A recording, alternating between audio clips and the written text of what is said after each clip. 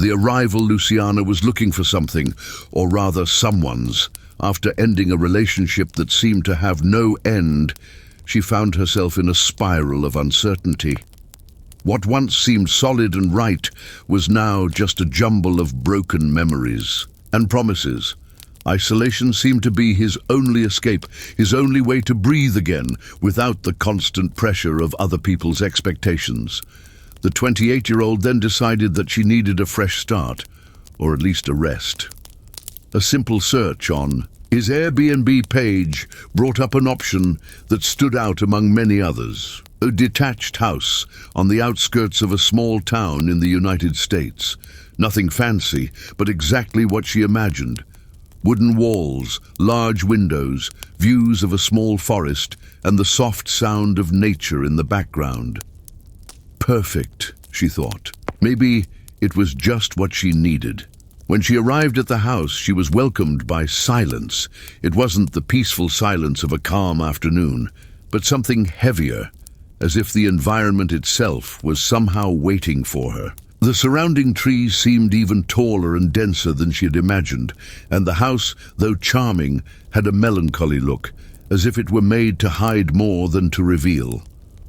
Luciana received the entry instructions by message, as if the host did not want to appear in person. The house was clean, tidy, but there was something strange about it. Nothing seemed out of place, but everything seemed to be there for a very specific reason.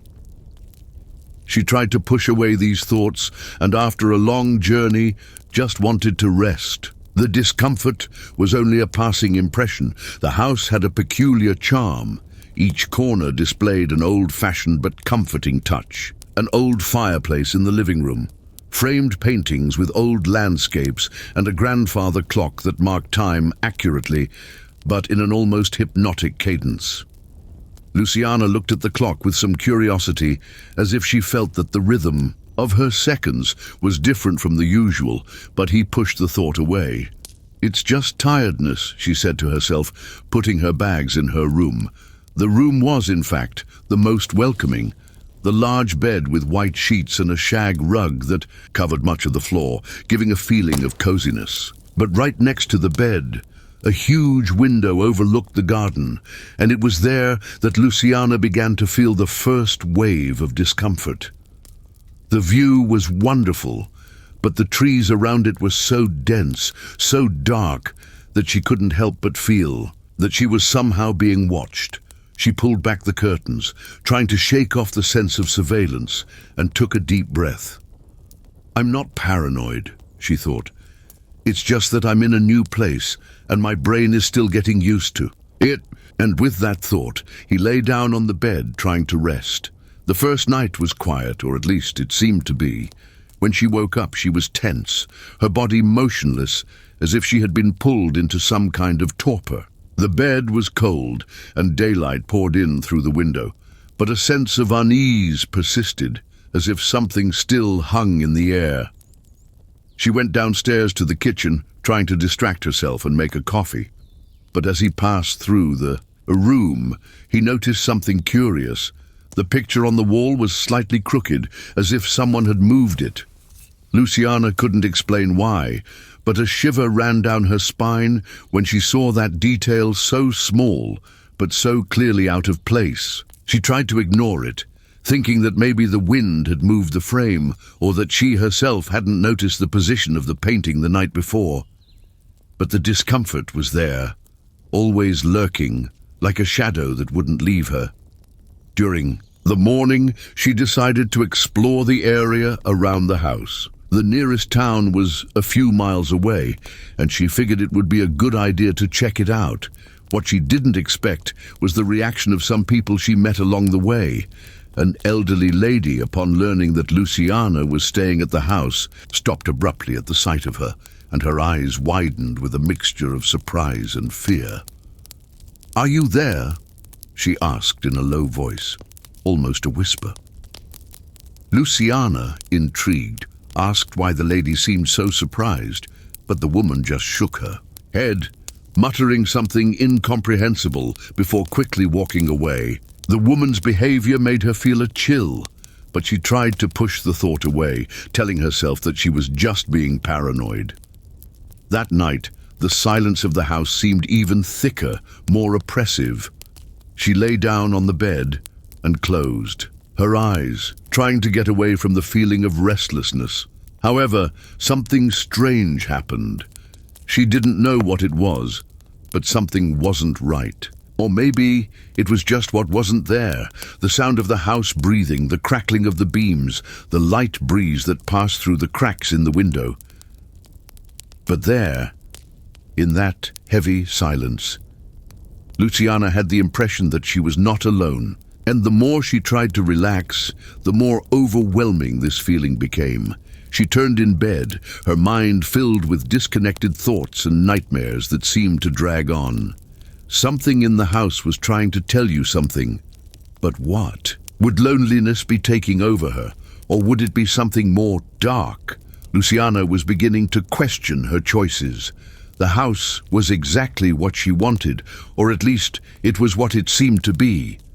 But as the night wore on, the questions in her mind began to multiply, and the feeling of being watched became stronger and stronger.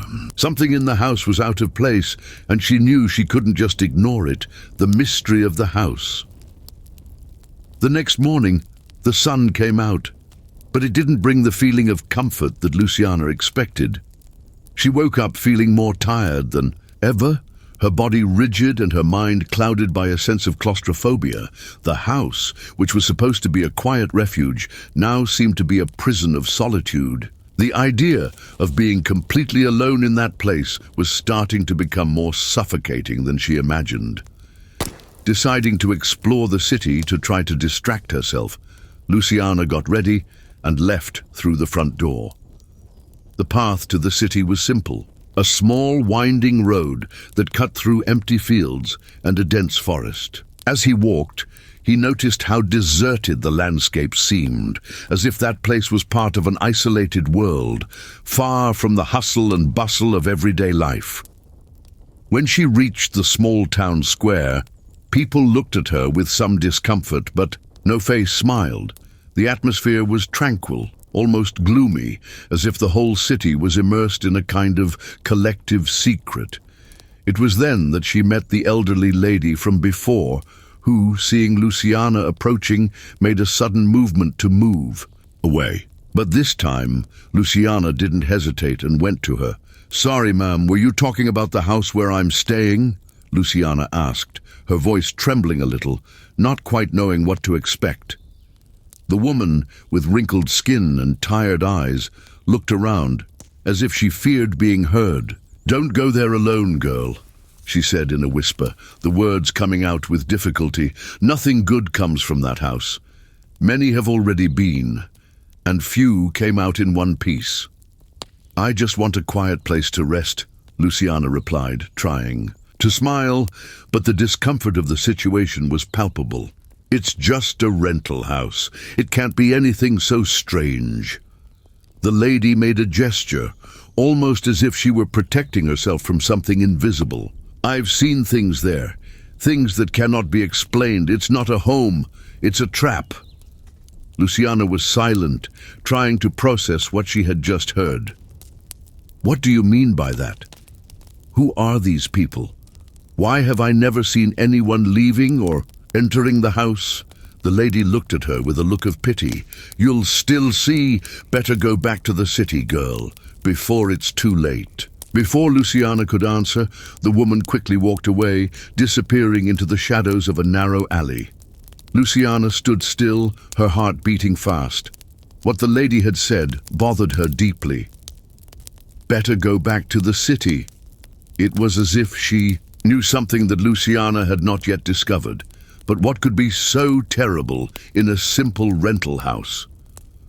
Luciana's mind was now full of doubts and unanswered questions. She headed to the city library, where she discreetly asked the librarian about the history of the house. He, with a suspicious look, was reluctant to give any information. "Why so much interest?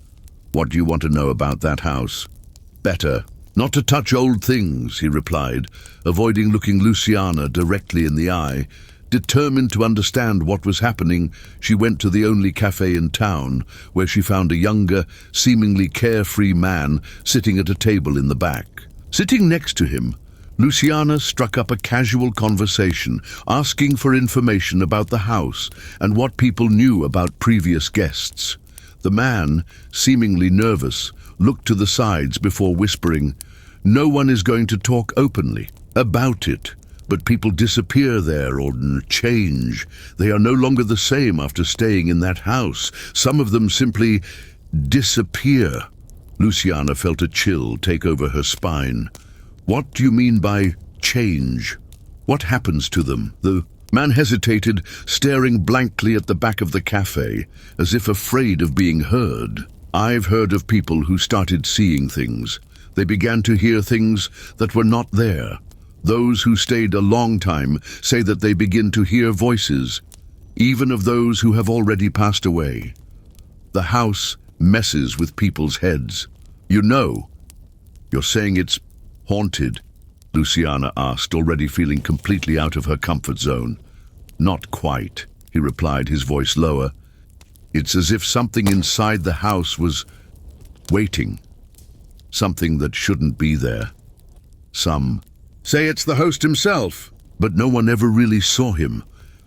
The conversation was interrupted by a knock on the cafe door, and the man quickly stood up, leaving Luciana with more questions than answers. She was now completely involved in something much bigger than she had imagined. The house where she was staying seemed to have a dark past, with more secrets than she could dig up on her own. When he returned home, the atmosphere seemed even more oppressive. The wind made the trees sway strangely, and the sky was covered by heavy clouds, as if time was keeping up with their growing restlessness. Upon entering the house, Luciana noticed that the painting in the living room was crooked again. But this time it looked more intentional. She felt a chill run down her spine, and without knowing the exact reason, she decided to investigate the house further. He climbed up to the attic, something he had avoided until then. The ladder creaked beneath her feet as she climbed, and as she opened the attic door, she was greeted by a thick layer of dust and cobwebs. However, in the background, an old wooden box caught his attention. Inside, he found old papers and photographs of several people, all with the same blank stare. But what disturbed her the most was one photo in particular, where behind a smiling group she saw the indistinct figure of a man, with a dark look and eyes that seemed to follow her soul. Something was wrong, and Luciana knew that she was no longer safe in the house. What was happening there was not a mere coincidence, nor a whim of his mind. The house's past was deeply rooted in the present, and she was about to discover the truth, or to get lost in it. Tension is growing. Luciana begins to understand that there is something much darker behind the house and the host. With mystery deeper than she imagined, she finds herself caught in a web of deception that goes beyond simple superstition. With each step, she gets closer to the truth, but also closer to what awaits her in the shadows of the house. The dark. Past Luciana could no longer sleep. The feeling of being watched intensified each night, and the footsteps coming from the upper floor, although still imprecise, seemed closer and closer. She didn't know what was more terrifying, the fact that she couldn't understand what was happening, or the growing terror she felt in every corner of the house. Each morning, she felt more exhausted, more restless, as if the house itself was sucking her energy. The photo she had found in the attic haunted her. The shadowy, indistinct figure behind the smiling people seemed to be waiting for her. The gaze of the others in the photograph was empty, as if their souls were trapped somewhere, between the world of the living and the dead. And that man, the indistinct figure, had something that made her feel a chill down her spine, as if he knew something about her that even she didn't know herself. During the day, Luciana tried to keep herself busy, forcing herself to do simple activities, such as exploring the surroundings of the house or trying to connect with the people of the city. But each time she interacted with the locals, she felt an awkward silence settle in. People, although polite, always looked at her with a mixture of pity and fear, as if she were sinking into something from which she would not be able to get out. It was then that, one day, while walking through the city, she finally found someone willing to talk about the house. He was not an ordinary resident, but the former owner of the property next door, an elderly man, whose name Luciana could not remember. He was sitting in a rocking chair on the porch of his house, his eyes fixed on something far away, perhaps on his memories. As Luciana approached, he watched her for a moment and then, without any longing or enthusiasm, said, "You're going to the house across the road, aren't you?" "Yes," she replied, surprised by the direct question. "I'm staying there. Why?" The man was silent for a moment, as if pondering whether or not to speak. Finally, with a deep sigh, he said, "That house, it shouldn't be open to anyone. Have you seen the tree in the garden near your bedroom window?" Luciana looked at him, confused. "The tree? I didn't see anything special." The man laughed softly, but the sound was bitter, as if he was remembering something very painful. "It's better to pay attention to it. The tree has more to do with the house than you might think. That house, it feeds on those who are there. It feeds on fear." Luciana was speechless, her heart beating faster. "But what does that mean? Who built the house? Who was the first to get lost there?" The old man did not answer immediately. He looked at the horizon, as if he had to find the courage to speak. Then in a quieter, barely audible voice he said, "No one knows exactly who built it, but I can tell you about those who died there, and those who have disappeared." Luciana leaned in, trying to listen to each word carefully, while the man continued, slowly and slowly. "In the 70s, the house was bought by a family. Reports say that from the beginning, something was wrong. They never showed themselves as normal people. I saw a woman, the wife of the man who lived there. She seemed empty, as if it were not hers. And the man, the owner, everyone said he wasn't human. His eyes were as empty as the ones in the photos. You saw those soulless faces. They were, in addition, beyond life." Luciana swallowed, her hands beginning to sweat. "What happened to them?" The man hesitated before answering. "The husband disappeared, but the wife, she never left there, even after all these years. People say that the house keeps her there, that she's still waiting for something." "Waiting? For what?" Luciana asked, her voice almost breaking. The old man leaned forward, his eyes shining with an intensity Luciana had never seen before. "Waiting for the next one. The house always waits." Luciana stood up, her heart heavy and her thoughts clouded. I didn't know what else to do. She was trapped in a house that felt alive, a house that had more secrets than she was willing to face. That night, once again, the footsteps echoed through the upper floor. But this time, Luciana did not have the courage to investigate. Instead, she locked herself in her room and pulled the curtains tightly, trying to ignore what her mind was telling her. Something was wrong, but she didn't know what. The house was getting stranger and stranger, more disconcerting. She felt a presence with every step she took, a shadow that accompanied her mercilessly. During the early morning, the door to her room opened by itself, with a soft creak, and Luciana felt a chill take over her body.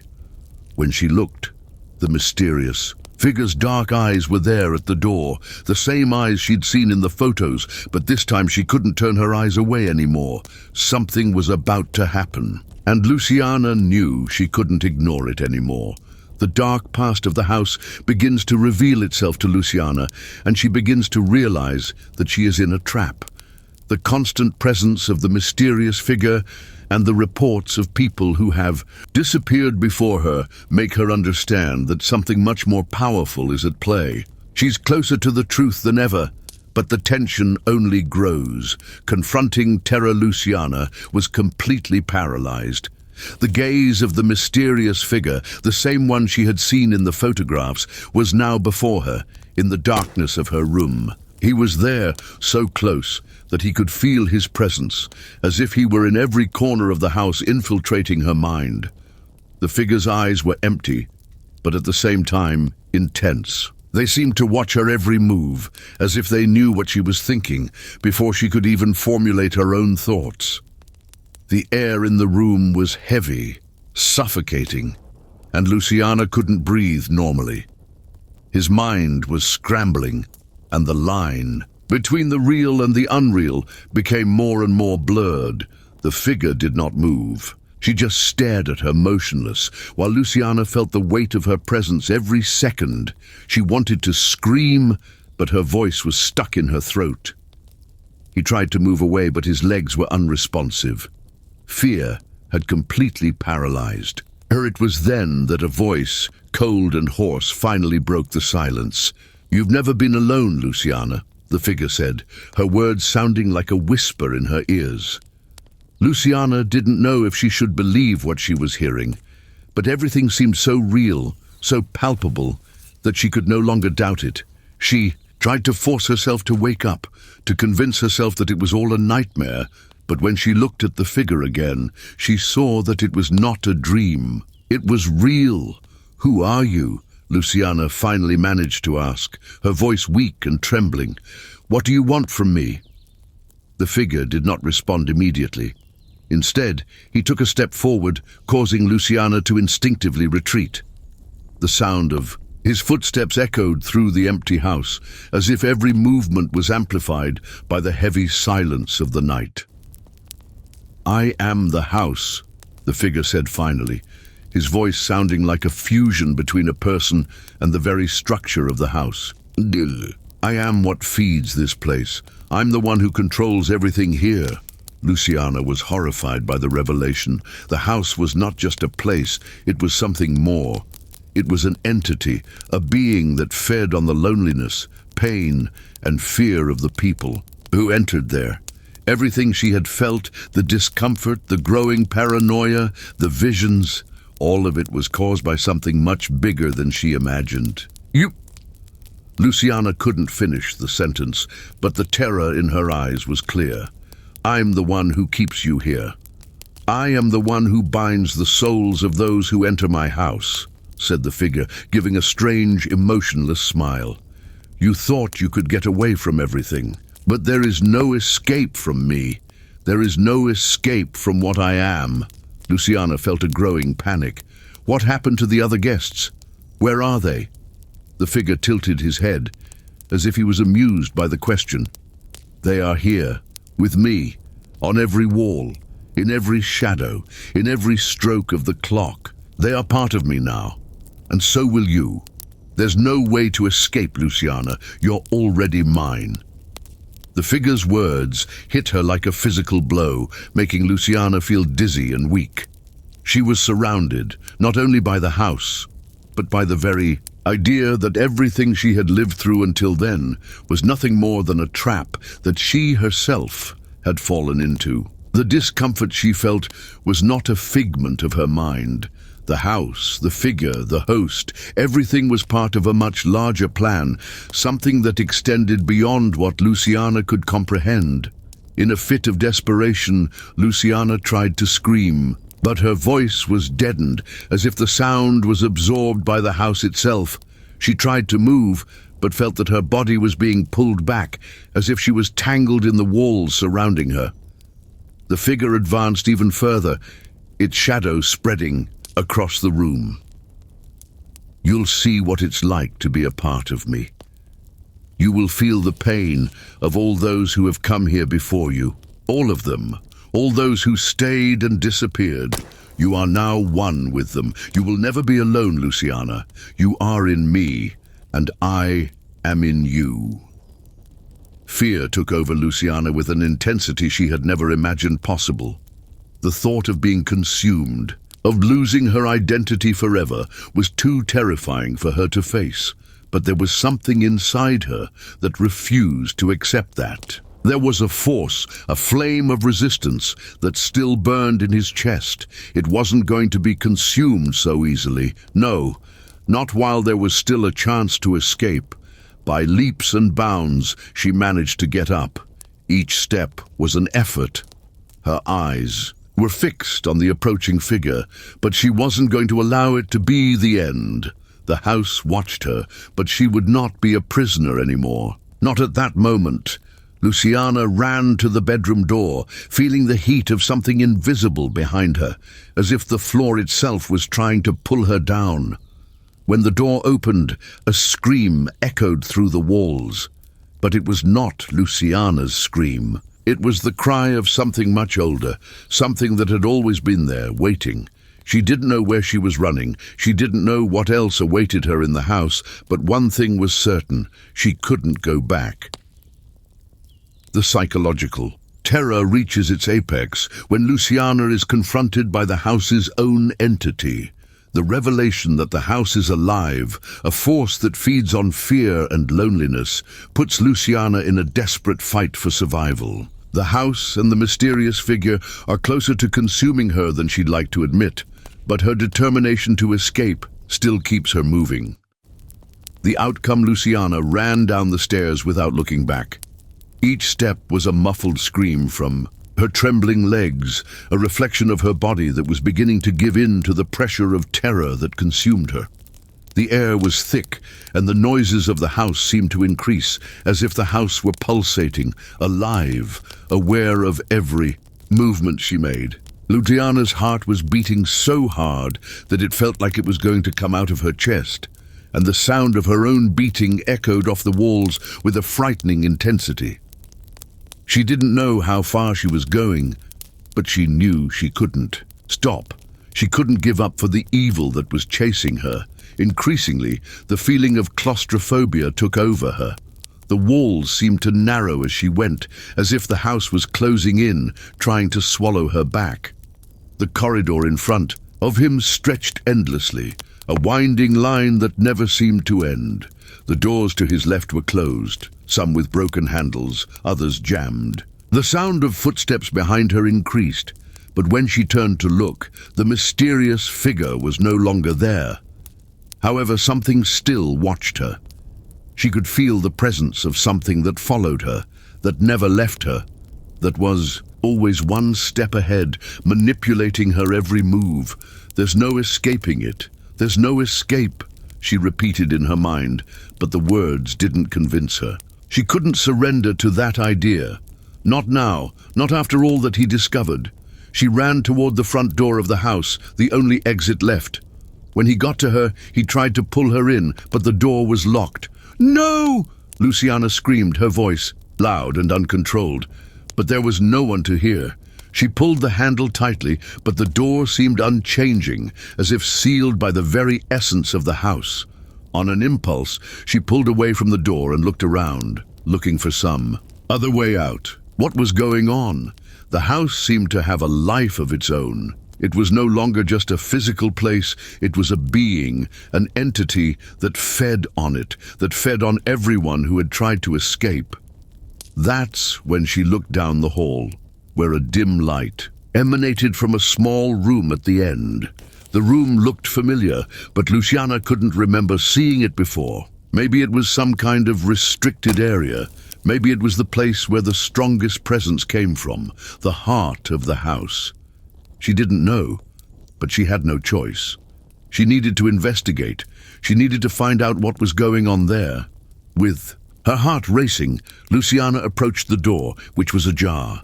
The faint light shone from within, and she could see a shadow moving inside, something that stirred in the dark. As she entered, a pungent smell hit her, a mixture of mold, old wood, and something else, something metallic like blood. That smell was familiar, and when she looked at it more closely, she realized that the walls were covered in a viscous substance, something sticky and dark. In the center of the room, a rocking chair was in motion, as if someone had just stood up As Luciana stepped forward, the chair stopped abruptly, and the light flickered, revealing a table in the corner of the room, covered with old books and documents. Curiosity overwhelmed her, and she approached. The papers were disorganized, but soon a sentence caught his attention. In large, badly written letters it read, "The house is the prison. The house is the judgment." Luciana felt her blood run cold. The host, the shadowy figure, the missing persons, it all made sense now. The house was not just a place of passage. It was an entity that hunted souls, that arrested those who ventured to enter, and she knew she was closer to discovering the truth than she had ever imagined. But in her heart, she also knew that the truth meant the loss of her own identity, of her own life. It was then that the door to the room closed with a bang behind her.